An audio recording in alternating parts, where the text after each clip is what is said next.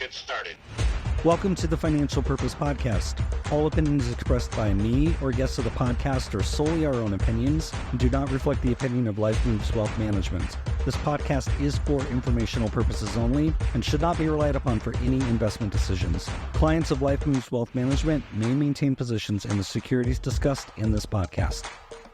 Welcome to the Financial Purpose Podcast. This is episode 51, and today I want to talk about phishing, and not the kind of phishing where you power bait your way to catching more bluegills than me, right? But a different kind of phishing, and we're going to talk about scams. And I've asked Josh Herbison. Hi, Josh. Hello. He's the producer of the podcast. He's the webmaster for the Life Moves Wealth website and a bunch of others. And so I've asked him on because this is kind of in his neighborhood of professional expertise. And it's funny because I asked him if he would help me with this conversation around phishing scams. And you just had one today. Just a little while ago. Yeah. Yeah, So, literally like an hour ago, I think. It was, 24 minutes ago. Yep. And it was by the phone. So it's a little bit different than email, like what you're talking about. Yeah. Right? Yeah. Yeah. Well, I was thinking about it because I had one, it's been now 2 weeks ago, Right. which started with a phone call. And real quick, I'll tell you the story because I just, like, the further it went on, the more I was like, this is insane. I don't trust this. So the call started, it was somebody from Bank of America, and they're verifying a checking account that I opened, which I didn't. Right. And used a Zelle transaction to fund the initial account opening. And so I'm on the phone with this guy, and he's giving me his ID number, and it's, when the caller ID comes up, it says Bank of America, which is the only reason I answered it. Now, I don't have any bank accounts with Bank of America. I do have a credit card Right. through Bank of America, but nothing else. And so the guy was like, yeah, so did you open this account? And I'm like, no, I don't even use Zelle because the last time somebody sent me money through Zelle, it like imported into my business banking and Right. messed up my books. And I was like, no, I'm never using Zelle. So I don't have any connection to Zelle.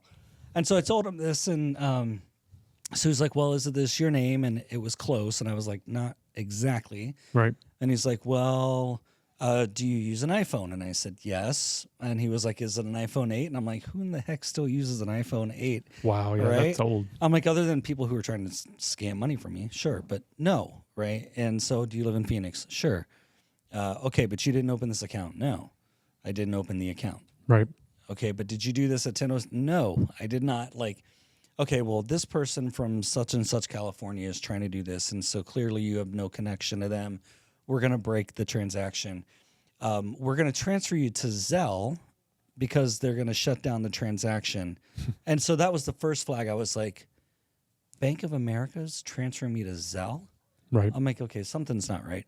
So then they get there, and then the person's like, oh, you don't use Zelle? Well, I'm going to transfer you to Apple Pay support so that way they can protect your phone. And I was like, wait, what? And so I'm just like big. Yeah. And so I'm on the phone with this guy, and he's like, okay, so I need you to send a text message to this phone number, and this is the cancel code. And so you need to type in CXL. Here's the 5-digit code. Now I want you to add Apple Pay to this. Now I've put your Apple Pay account on no transaction mode, so this isn't going to transfer any money. You're in good hands, and if it does, Wow. it'll show up right back in your account. And I was like, I don't trust this. Yeah. No. And I'm like, you want me to add Apple Cash? And he's like, yep. He's like, so you're going to send code 0049900, and then I need you to type that into Apple Pay. Now, the first 2 zeros are going to disappear. And so I was like, no, that you're wanting me to send you, that's going to have me send you $499. I know how this works. And he's Right. like, no, it's not going to send. It's a code. And I'm like, okay. And so I'm like, well, here's the thing. It's not going to let me send that because I don't have that much in Apple Cash. Right. And he's like, well, how much do you have? And I was like, yeah, I'm not telling you that. All right. And so this like goes on. And so eventually I'm like, look, man, I don't trust this. And he was like, well, here's my number. Did you Google the number that called you? And I was like, I just Googled the number you just told me. And it's like pulls up as fishy. He's like, well, that's your case manager's number. And so, the Google doesn't know it. And I'm like, oh, okay. Right. And so like this is going on. I'm like, look, man, I don't trust you. I don't trust this process. I'm not doing this. I'm just going to call my bank. And so he hangs up on me. So I call back the number that said it was Bank of America. And it said, thank you for calling Bank of America. And then immediately went to Spanish and then nowhere. And I was like, okay, wow. Crazy, right? So, and you had one that was kind of similar. Yeah, they just, I was on the phone this morning and the number kept calling. And when I finally got a break to find out who it was, I called it. I listened to the voicemail first, and it kept saying, here, I'll play the voicemail. It kept saying, call us back at your earliest convenience, and didn't say who it was or anything else. It was, here, I'll play it really quick. See if I got it on speaker. Please return my call at your earliest convenience. Please return my call at your earliest convenience. And it's like the show Lost, where it just keeps repeating the same thing over and over and over, like from the woods or something. Yeah. Yeah, and it's just an automated system or whatever. So I called it back, and the guy answered, thank you for calling Amazon, blah, blah, blah, blah, And I'm like, well, why are you calling me and leaving me a voicemail that just says call back, and you didn't say who it was or anything else? And I thought it may be actually Amazon, because I do a lot with Amazon. Sure. I order a lot. My wife orders a lot. Our kids order a lot. And then a lot of our servers and stuff are Amazon-based servers. So it could possibly be Amazon. And he immediately wanted me to start verifying my information. And I was like, no, I don't do that. I'm not calling some random number and then verifying the information. So I'm like, what's this call about? And he goes, oh, it's about an order on your account for a Mac laptop that was $1,050. And I went, yeah, no, and hung up. Because I know that none of my kids or my wife or myself buy a Mac laptop on Amazon. Right. Why would you? Yeah. And so, so luckily that,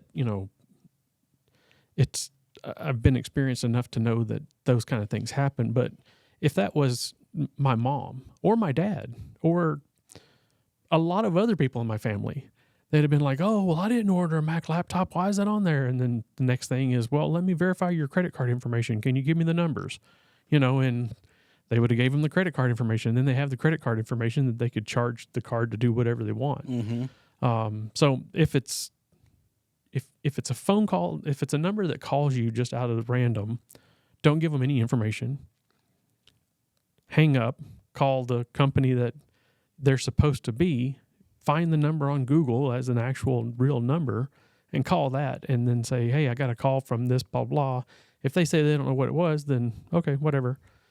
Then go check your account, make sure you don't have a charge on your account that was, which typically you don't, and that's why they're calling. They're like, oh, it didn't go through, so we need to verify your card to make sure the information's right. Well, yeah, that's not going to happen. No. So. No, and that with that Bank of America thing, I just called my bank and I was like, hey, put a note on my account. If anything comes through Zelle, it's not me and it's not Melissa, because we don't use Zelle right for this kind of thing. So, and nothing has come through. Yeah. But they were like, if you don't do this in the next 17 minutes and 23 seconds, because we only have a half hour to verify, then suddenly you're going to have $1,500 come out of your account. I'm like, what account? I don't have anything linked. And they're like, well, where are your bank accounts? I'm like, I'm not telling you that. So, but it's funny because I just had a client last week with a scam involving an Amazon thing, and it would have cost her a couple $1,000s if she would have completed the steps that they were saying. So this stuff's all over the place. I mean, I get probably, 10 emails a week where it's like, here's the invoice for your recent transaction, and I'm like, I'm not like Geek Squad or something like that. Yeah, not clicking that. So it's always stuff I don't use. But and me being a tech guy, I have fun with them sometimes. I got one call one day where the guy was like, your Windows computer is sending out spam emails. And I'm like, wow, then we've got some other problems because it's a desktop. It's not a laptop with a battery in it. It's a desktop and it's unplugged, like no power and it's off. So if that thing is sending out emails, something's haunted in my house because it's right. And they're like, oh, you're lying. And I'm like, no, really, I use an Apple computer, and I don't have a Windows computer actually on the internet live open right now. So there's no way, no, you're lying. Dude, whatever. Goodbye. Yeah. You know, so Yeah. I sometimes mess with them a little bit, but I've seen that. I had one at a client who had this about 2 years ago now, and it was Semantic right. antivirus. And they were like, we needed, to keep your subscription upgraded. Yeah. Click here, you click here, and it's like $600. And she's like, Right. $600? Is it that? Like, wow, prices have gone up. Click. And Right. I'm like, no, Yeah. no. And then all of a sudden it was like somebody shows up on a computer, and then they've got you hostage, and, they're going to hold on to your computer until it's crazy. Yeah, and it happens with a lot of domain names too. And now luckily GoDaddy doesn't do it, but a lot of domain registers will give you free privacy. Because if you register a domain and you don't make it private, that information, your information's out there. Mm-hmm. Your phone number, your address, your email, like whatever address you use on that, whether it's your business or your house, all that information is there. And so like hover.com and AWS, Amazon Web Services, they all offer free privacy now. But for a long time, you had to pay extra for it. And I think GoDaddy charges like an extra $6.99 a year for privacy, and people just didn't pay for it. So you would get emails and literally letters in the mail that from random companies that would be, oh, your domain's about to expire. You need to fill out this and send it in. And literally their credit card information is on the form. Like, they write out their credit card information and they go, oh, my domain's going to expire. And they're not tech savvy. They don't realize that that's not the same company they bought the domain from. Right. And so they fill that out and send it in, and that gives the company the right to transfer their domain to this company. And some of that's changed now with domains because that was happening so much that people would lose their domain. And then the company would be like, yeah, well, you need to give us $10,000 or we're taking your website down, because they had control of the entire domain. And I'd get letters all the time from, because I have so many domains and stuff, I'd get letters all the time, and I just wanted to like put anthrax in the envelope and send it back because it's like, that should be illegal. It should be, it should be illegal, but it's the same thing as, the other thing I have to look at is it's the same thing that if you have someone that takes care of your AC on your house, right? Yeah. And then another company drives by and they leave a card that says, we can service your AC, and you hire them, then it's similar to the same thing. It's, getting business. But the thing about the domain is they take over your domain and hold it hostage. Right. So it's criminal. It should be.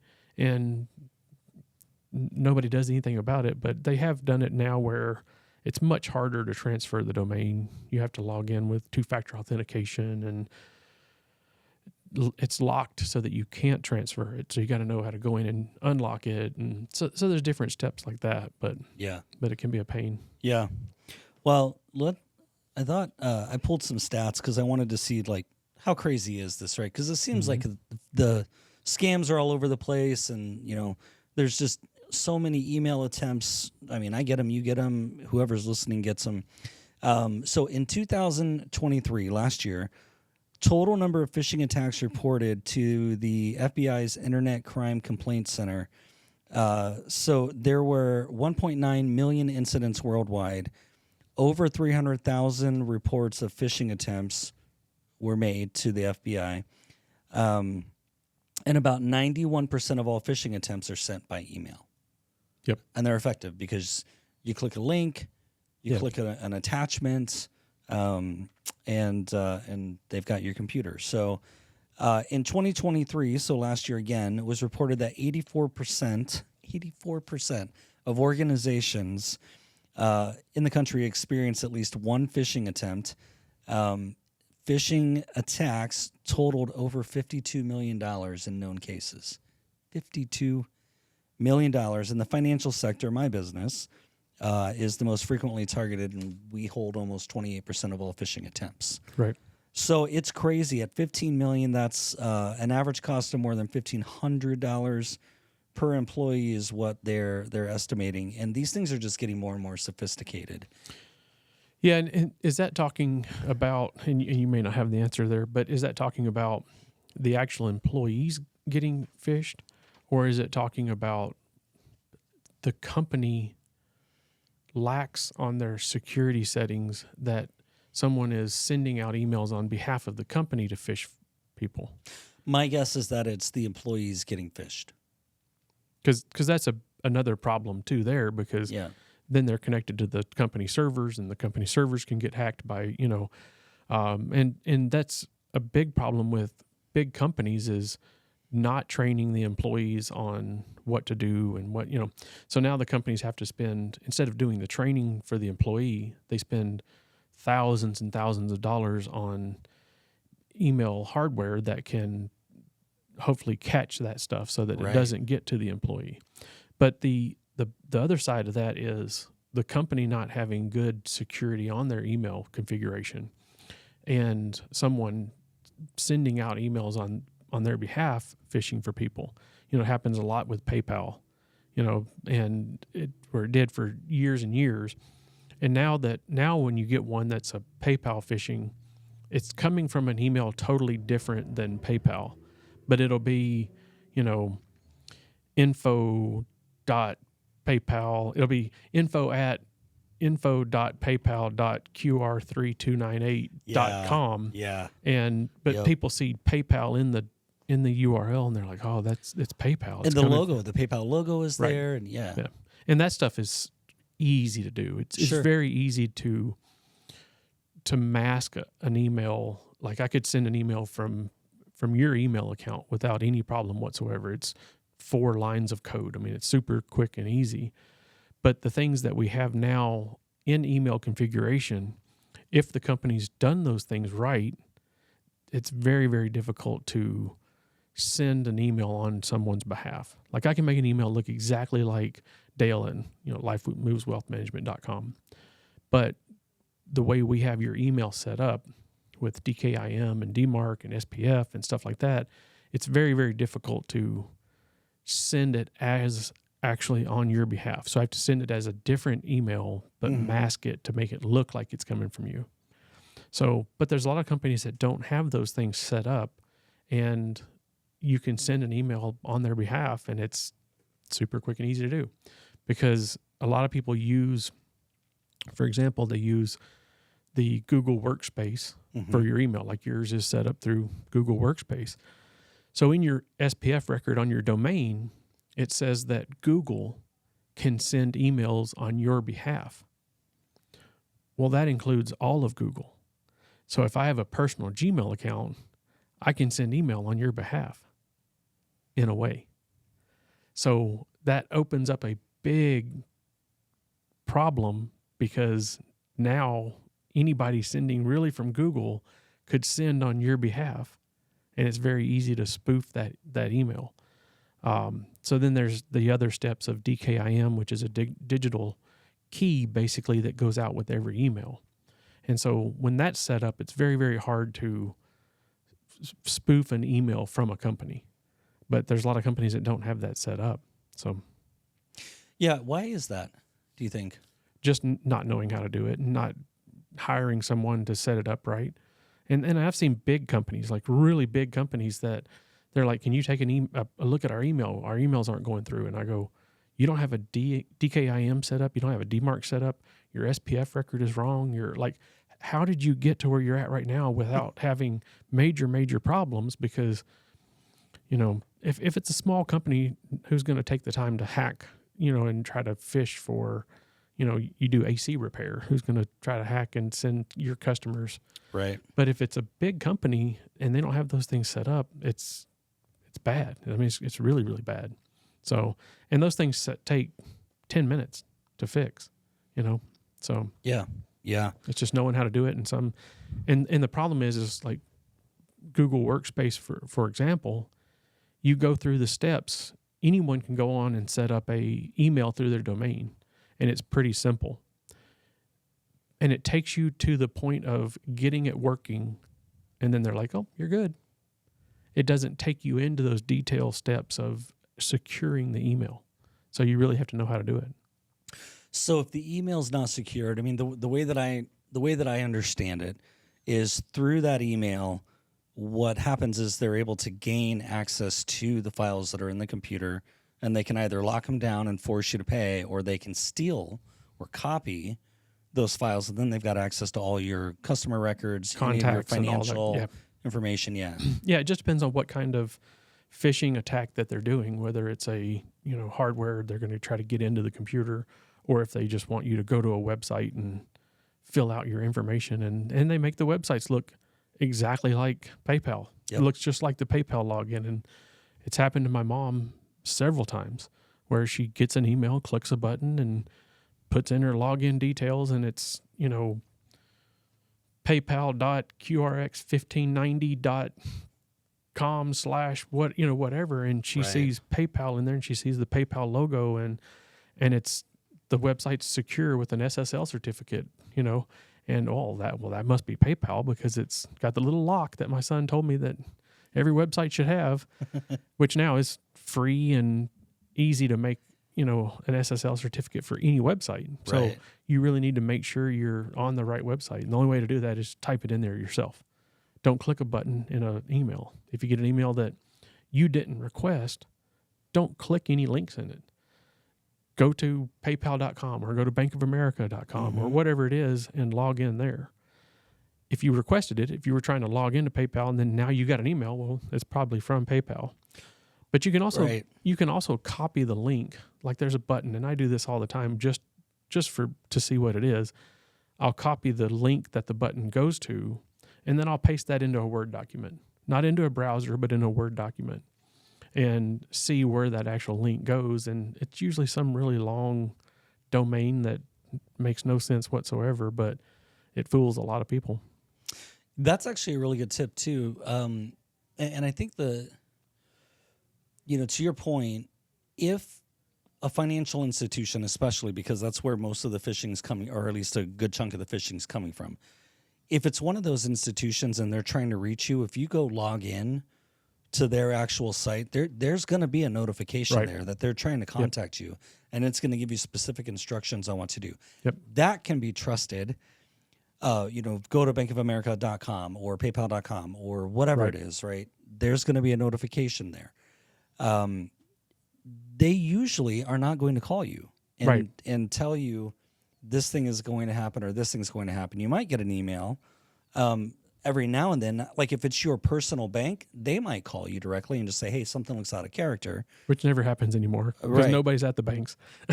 Yeah, and so it's really rare that you're going to get something where your red flags should immediately go off is they say, if we don't do this in the next 20 minutes, these bad things are going to happen. Yeah. Nothing is on a time clock like that, period.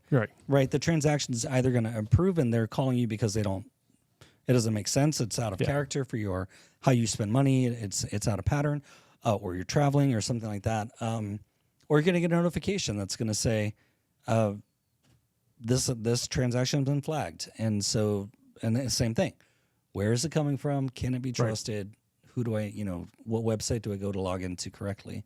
And most financial institutions now, they don't send any details in email at all. Right. They say you've received a secure HTML email, blah, blah, blah, message or whatever it is, which is annoying.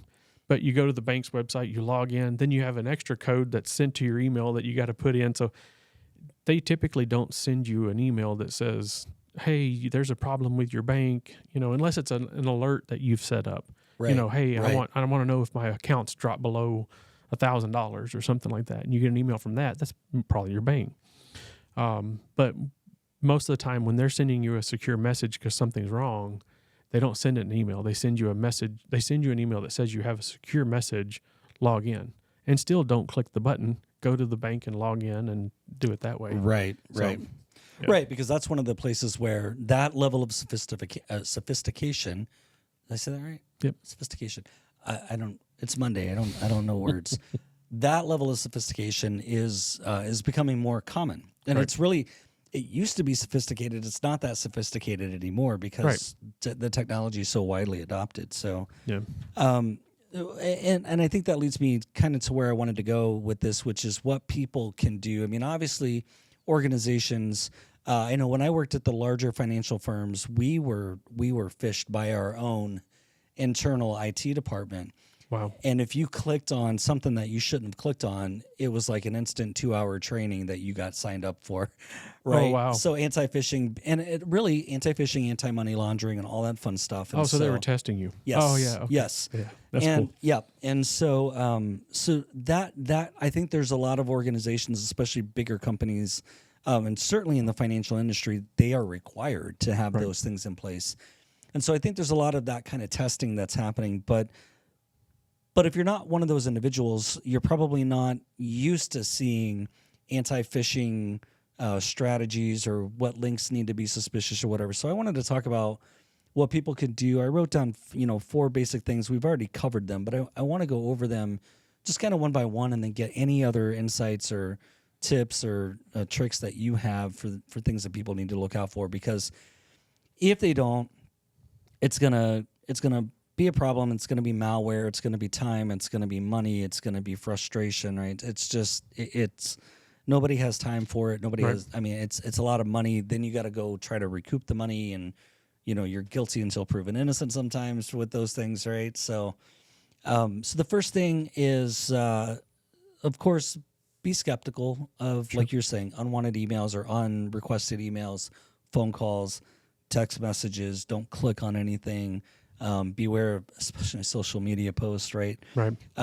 Always verify the ID of the person sending it to you, like you're saying, right? If it's suspicious. Like for me, if it's a phone call that you get, just give me your ID number, give me a return number to call you at. And if they at all object to either of those things, hang up. Yeah. It's a problem. Yep. What else would you say on that topic? Well, I think for email, phone is hard because your phone numbers they can call random phone numbers, and Sure. they can go down the list 8252, 8253, 8254. Like they can go down the list of phone numbers to call. Email is, and where we see most of phishing emails come through is people that have old Yahoo or Hotmail email accounts or AOL or something like that, because Google and Microsoft being the 2 biggest email providers, and there's a bunch out there, they do a pretty good job of trying to catch that phishing before it comes to anyone else, right? Yeah. So using those, have a secure email like Yahoo, not like Microsoft or Google through Gmail. If you have a business, make sure your email is secured the proper way with correct DKIM and DMARC settings and SPF records, so that people can't phish your business. Mm-hmm. They can't go out and try to get people to pay them from your business. So to me, that's the biggest thing. And I see so many people, I can't believe people still have Yahoo and Hotmail email accounts. And I'm like, they've been bad for so many years. I know. And they've been hacked so many times. And my mom's one of them. My mom still has her Yahoo address. She still has her Hotmail address. She has a Gmail account, and she gets emails from all of them. And then, she'll get an email, a phishing PayPal email, because she uses PayPal quite a bit, and through her work. But she'll get her PayPal is set up only on her Gmail account, because I made her change that years and years ago. But she'll get a phishing PayPal email to her Hotmail account, and then she'll click the link and go through and do the stuff. And I'm like, so they send it to so stop checking those email accounts, like transfer everything over to a more secure that has better spam filters and stuff to catch it. So yeah, I will say there was a period, I want to say it was like 2022, tail end of 2022, where something happened with the Google filters and they were letting all sorts of stuff through. Yeah. I mean, it was really bad. But that's been fixed. Whatever it was, it's gotten way better. Yeah. Well, the problem is the hackers and phishers, or whatever you want to call them, they get smarter and more sophisticated, Right. and they figure out new ways around it, and then Google has to go, oh man, now we got to figure out filter this. So, and then a lot of their spam filters are manually done. Like if I go in and mark it as spam, then it's going to mark all the rest of them as spam for anybody. It's going to be like, oh, well, these 50 people got the same email that he did, and there's something fishy that 3 people have marked it spam. So now it's going to mark it spam for the rest of, That I did not know. Yeah. Okay. Yeah. So reCAPTCHA, which is, with the Google where you click the button and then you got to pick the house or pick all the bicycles and stuff. Right. That's people training reCAPTCHA to know how to do it better, right? And same thing with email spam. It's when someone marks it as spam, Google kind of marks it and goes, all right, well, this person marked it spam. 50 people got the same email. Let's see how many others do it. And when a couple of others do it, then it goes, oh, okay, now everybody's just going to go to spam. Mm-hmm. So, and that's what's really important when we're working with companies. I can't stress it enough to clients.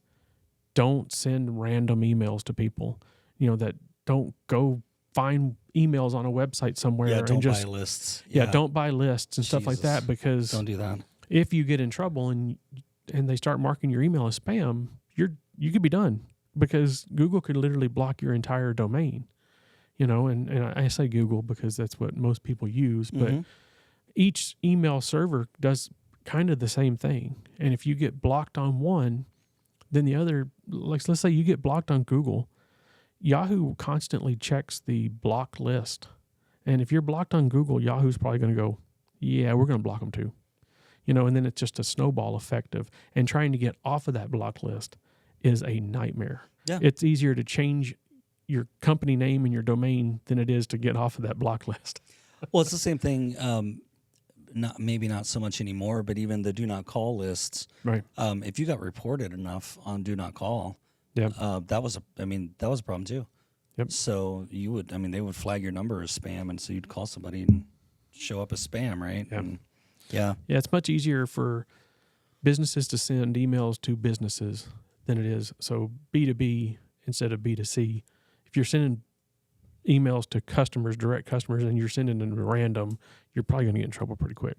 Yeah. But if it's business to business where you're trying to get business, it's not as frowned upon as to send out random emails, because it's business to business, and you expect to get emails as a business. So, although that's really annoying. Let me just tell you. It is.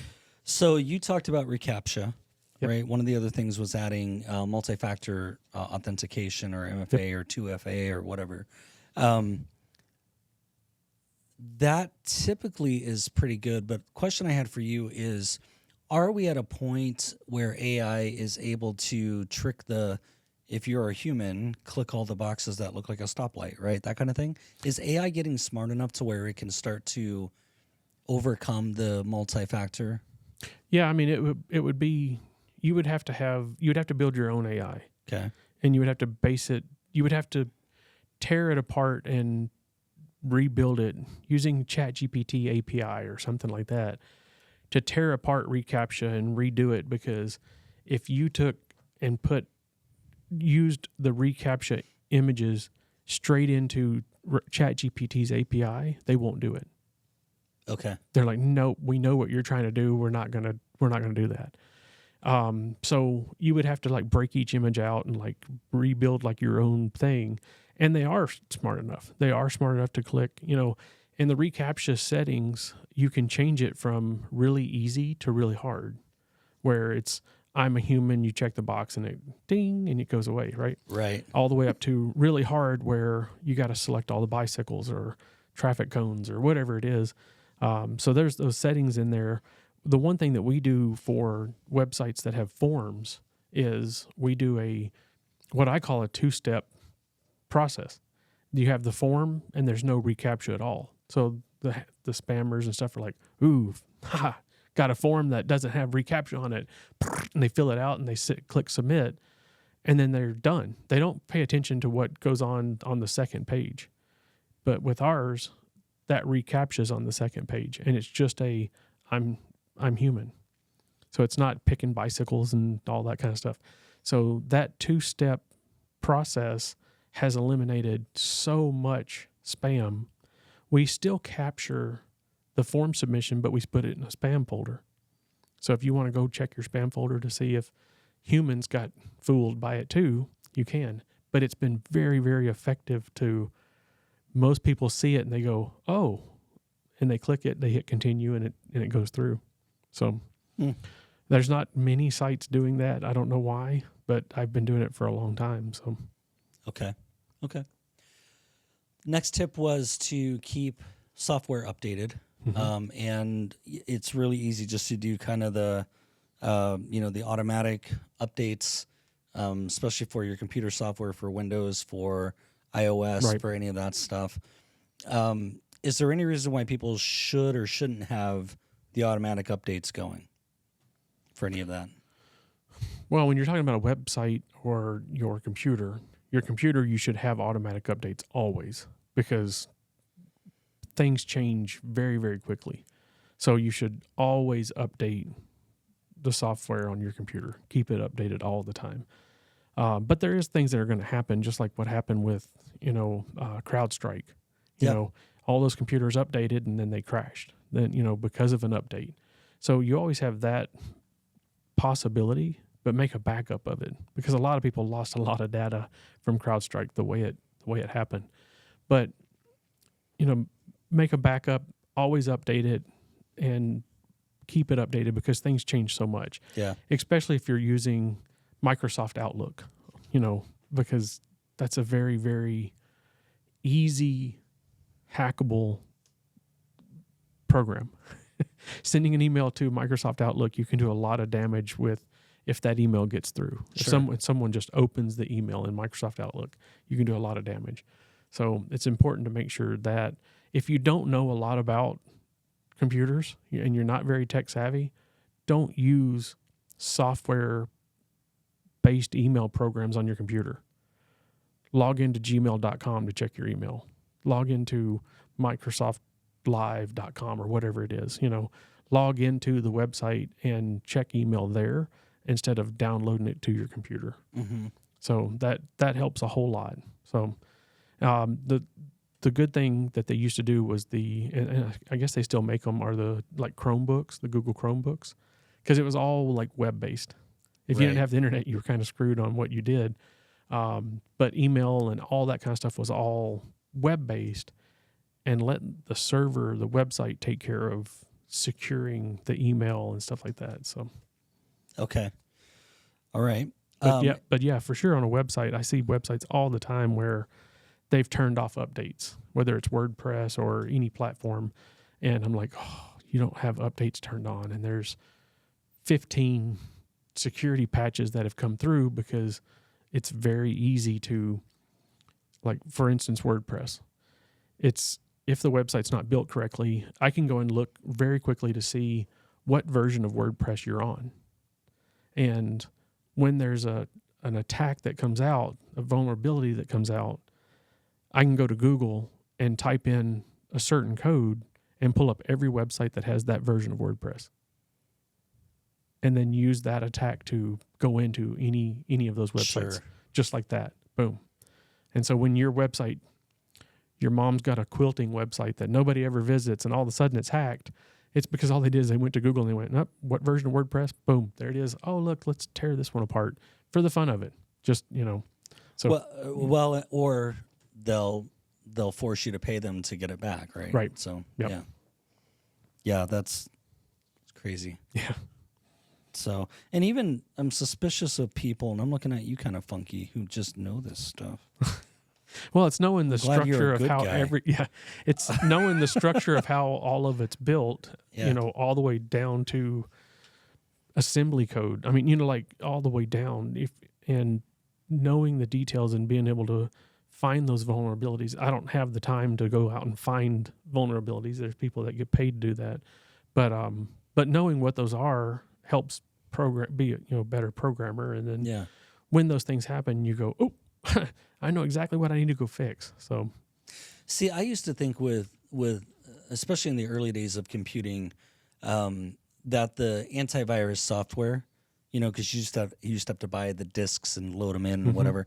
I used to be convinced that there was a team of people in this room that were writing the antivirus software, and there were a team of people in this room that were writing the viruses, and they would send out the viruses, and it would do all the things. So you'd buy those. So you'd buy the antivirus. I'm like, they work for the same company, but I'm jaded. There is one company that was doing that, and I'm not going to say who it was. And it's not a really big company. It's not one of the bigger companies.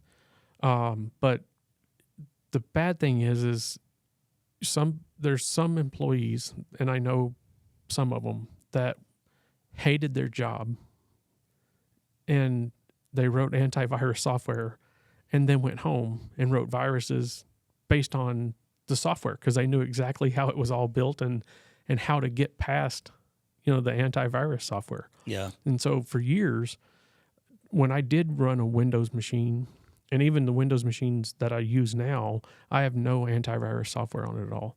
I turn off the Windows Defender. I turn off all that stuff. I have firewalls and VPNs and, that kind of stuff that I use. But I know enough that as soon as something's not right, I format the computer. I wipe it clean and start over, and I have backups of everything and, stuff like that. So, and then Mac is so much better on not having viruses because viruses aren't built for Macs as much as they are Windows. So, yeah, it's pretty crazy. Yeah. Probably the last tip that I had here is one of the more obvious, which is your password use and the types of passwords that you use. And so you want to create passwords that aren't easily guessable or easy to break. Right. Right. And I always go back to the, 1, 2, 3, 4, 5, right, from Spaceballs. Be like, only an idiot would have that on their luggage. Hey, that's the code to my luggage, right? Like that kind of thing. So, people who use like password 1 and password 01, exclamation point, right? Like those things are super, super easy to guess. Yep. I had an IT guy a few years ago that told me to create my own master password, and then you would build the rest of your password around that master phrase. And so, I've used that successfully for a couple of years, but also for passwords, I use LastPass, password manager, and have for a couple of years. And the thing I don't like about LastPass is that if somebody gets into my computer, for the most part, they can get access to a lot of stuff. Right. What I like about it is that if my computer goes too far away from my house, which isn't that very far, and I try to log on to something, LastPass will prompt me for my master password before it'll allow me to sign into that website. Yeah. So there's a lot of good things like that. Thoughts on passwords? It just needs to be very secure and very unique. So I see so many people using simple passwords, but then they use that simple passwords on everything. Oh, there's another. Yep. Yeah, and if one, if something gets hacked, and I see Dale at lifemoveswealthmanagement.com email account, your email address, and then you have your password. And I have that password now. If I think, man, that's a pretty simple password, and probably that's going to be something he's going to use on other things. Yeah. And I'm a hacker. Like Life Moves Wealth, where the S is the dollar sign in the middle. Then I'll go to PayPal and all these other sites to try to use that same email address and password combination. Yeah. So that's and some of that stuff gets leaked, like your bookmarks, right? If they hack your computer and they find one email and one password, and then they've got all your bookmarks. They're like, all right, well, he's Bank of America and he does PayPal, and so then they're going to try that password and certain variations of it. LastPass, the great thing about LastPass is it gives you a password generator that generates it's not green truck or green truck with an exclamation mark. It's going to be letters and numbers, and you're not going to, the bad side of it is you're not going to remember that to be able to log in without LastPass. So that's the downside to that. If that's the only computer you have LastPass on and somebody steals your computer, and then you're like, now I can't get into LastPass because I don't remember my master password, and I can't, Yeah. So it's always been a pain of passwords and managing the passwords, do not use the password manager built into your browser. Right. There's so many now that with Chrome and Firefox and Edge, and which Edge now is built on Chromium, which is the Chrome platform. Don't use those password managers. Even my Mac laptop, which is more secure than a Windows, it offers Keychain, which is their kind of password manager inside of the Mac. I don't even use that. Right. I use it for some things like network, Wi-Fi signal passwords and stuff, because it automatically saves it in there. But I turn all that stuff off if I'm using Safari or anything, because I don't want those passwords stored in Keychain. Yep. So don't use the password managers built into the browser, because if somebody gets access to the browser, they can see all those passwords. Sure. And I mean, something like LastPass, for an individual user or even for the family, I have the family, it's like $60 a year. Yeah. And that is a small price to pay for that level of security, to know that you're probably not going to get hacked and they're probably not going to be able to steal your passwords. Yeah. And it's way better than having just like a Word doc on your computer named passwords, where you have everything written down. And the Chrome and Firefox, whenever they save passwords, that's basically what it is. Yeah. If you know where it stores it, you can open that text file and see username, password. But LastPass encrypts the password. Right. So it basically has a key that it encrypts all the passwords with. If you can't log in, they can't pull the passwords. Right. So it's great to use a password manager like LastPass or something. So this video is sponsored by LastPass. No, I'm just kidding.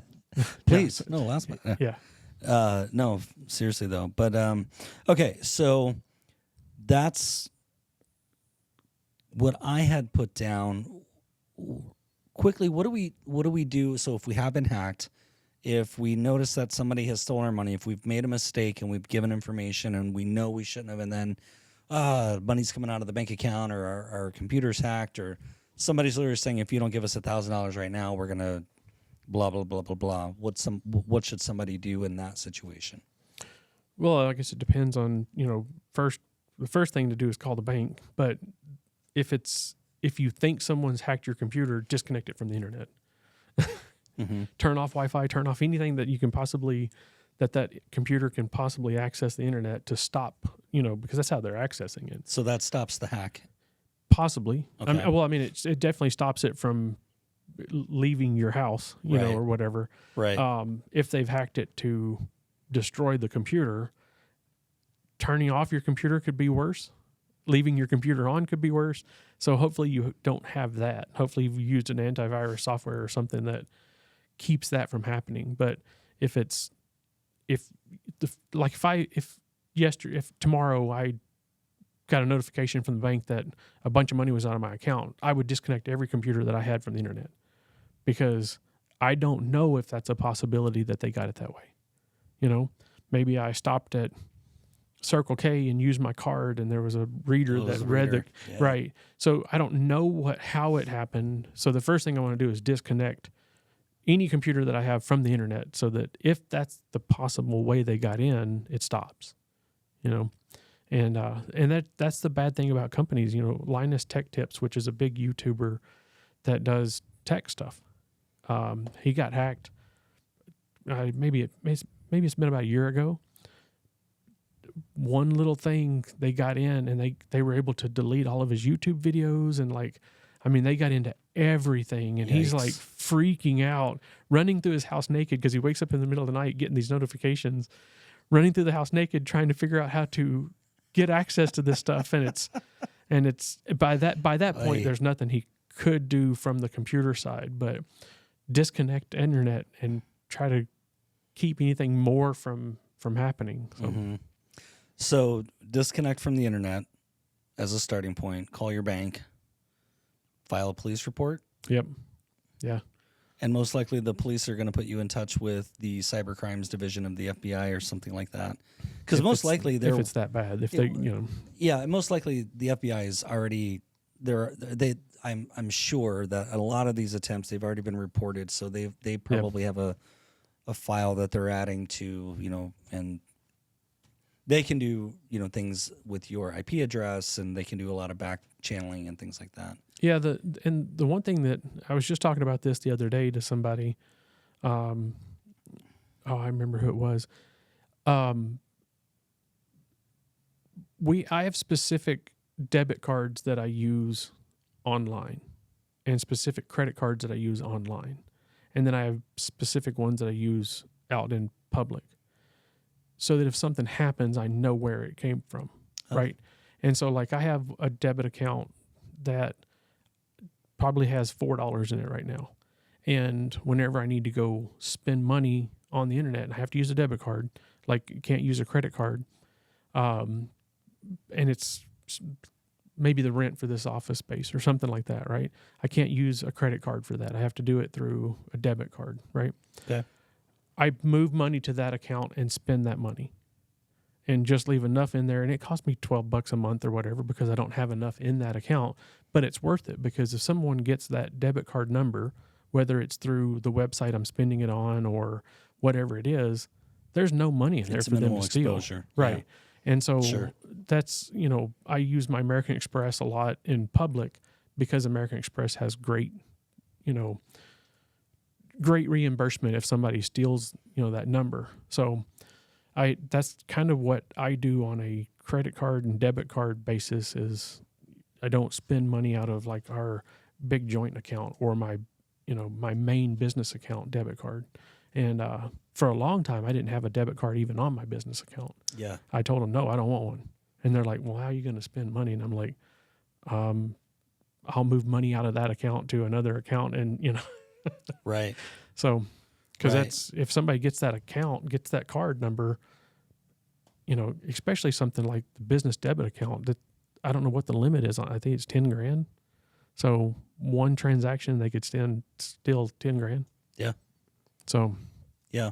And that's, for the most part, you want to have faith in the system and just believe that your bank would be able to get that money back and right. make that whole. But that's a process that takes time. That's frustration. Mm-hmm. That's a business interruption because if that money's gone, you can't make payroll. You can't pay whatever the next vendor invoice. Yes. That's a big problem. So one of our girls did an Uber, and somehow or another, I don't think it was Uber because Uber's done through the phone and all that kind of stuff. Right.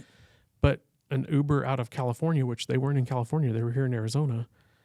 Somebody through Uber spent $900 and something on their debit card with Uber. And, and of course Uber's like, whoa, yeah, something's not right, blah, blah. And it was like a tip, right? It was, so it was basically somebody drove and said, hey, give me a tip on this stolen credit card. And, so luckily it was caught pretty quick. But the problem is our daughter had $900 and something out of her account because you have to wait till it posts before the bank will do anything about it. So now she's going, I've got stuff coming out and I've got stuff due and I don't have that much money in there. Right. So. And that's a couple of days process between right. all that. Yeah. Yep. Jeez. Okay. So anything else that you would add for this or that people should know that we haven't already covered, watch for we haven't already covered? Not that I can think of. Just if it looks fishy, it probably is. If it smells fishy. Yep. It's definitely fishy. Yeah. Yeah, and I had one the other day that a client sent me, and it was for their website that does PayPal. They take PayPal as a payment. And the email was from some random guy that said, you're using the wrong PayPal plugin. You need to use this one. And they sent it to me, and they're like, I'm not sure if this is right or not. And I started looking through it, and I kind of looked at the email, and I'm like, well, it's coming from an PayPal email account. And I'm like, man, it still just feels wrong. Something doesn't feel right. And I'm like, so I emailed the guy back, and I'm like, yeah, I'm not sure what you're talking about. Let's do a Zoom call. And, we got on a Zoom call, and then I was like, oh, okay, yeah, this guy is legit. And he's like, yeah, I didn't send a link to you to download the newest plugin or whatever. Just go to PayPal, log in, and download. I'm like, all right. So it wasn't phishing, but it seemed like it was. And, and I told the guy, I was like, dude, you got to change kind of the structure of your email and stuff because I literally thought this was a scam, so. Yeah. Yeah, so I think that's a good point. Like if your spidey sense goes out, trust it. Yeah. And the worst case scenario is, you make somebody on the other end of the phone feel kind of sheepish, especially if they really are legit. Right. And you just say, just give me your number, your ID, your rep code, whatever.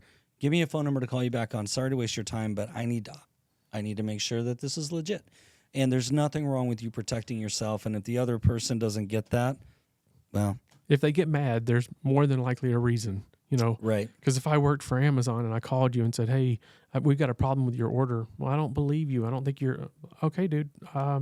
Log in at Amazon.com and I'm not going to get mad, Right. and Right. right. If anything, that person should go, good on you for not Right. trusting this. Here's what you need to know. If somebody gets mad at you, or if they go, well, listen, like the guy did for me with the Bank of America, I'm not going to go back and forth with you all day. And I was like, then don't. Yeah, who cares? Goodbye. Bye. You know. So if you get that kind of reaction, then you're most likely not dealing with a reputable source. So Yep. Okay. Well, Josh, thank you so much for having this conversation. It wouldn't have sounded as smart if I would have did it on my own. So thanks for coming on this side of the camera. Yep.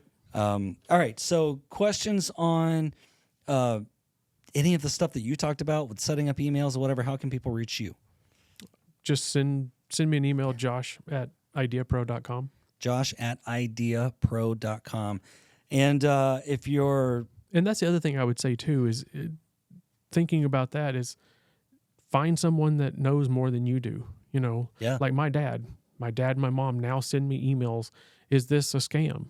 Find someone that knows more about it so that you can say, hey, should I do this or not? So yeah, that's a great tip. So perfect. Well, thank you, Josh. Yep. Thanks for listening. And until next time, we'll see you on the next episode. Take care.